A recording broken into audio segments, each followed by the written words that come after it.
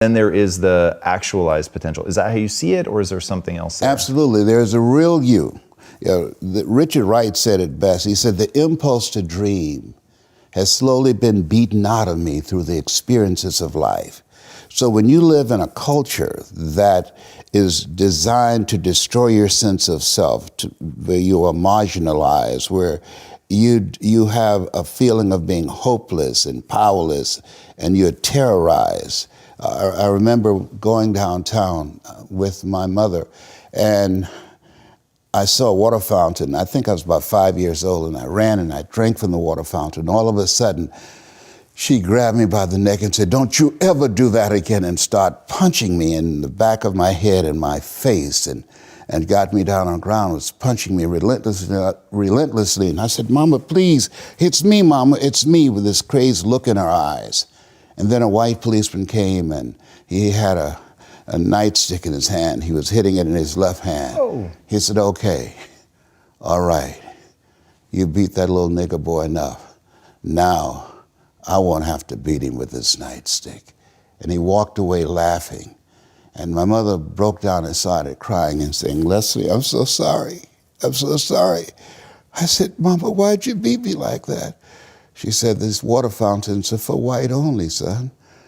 And if that cop had hit me with his nightstick, he would have to kill me. I'd have fought him till he killed me, and I'd left you and your brothers and sisters by themselves to raise themselves. I'm so sorry."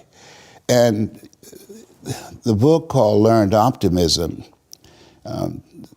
Seligman talk about the fact that between ages 0 and 5, we determine what's available to us and what's not available to us. And so that was a defining moment. I knew there are certain things I could not do, certain places I could not go. They used to have signs on Miami Beach that said, "Jews, dogs, and coloreds not allowed."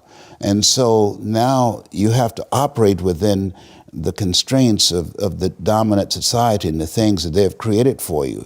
And it's a challenge to see yourself beyond that and to work to get outside of that, even after those laws have changed, because that has become so much a part of you. You unconsciously operate within the parameters of what has been put in place. Like you're driving on the expressway, the 405, and you'll get off on an exit that you weren't going in that direction, but you unconsciously did it because you've done it so many times that many people, because they're not making a conscious, deliberate, determined effort to think outside of what life has thrown at them, they end up doing the same thing over and over and over again. Einstein said that thinking that has brought me this far has created some problems that this thinking can't solve.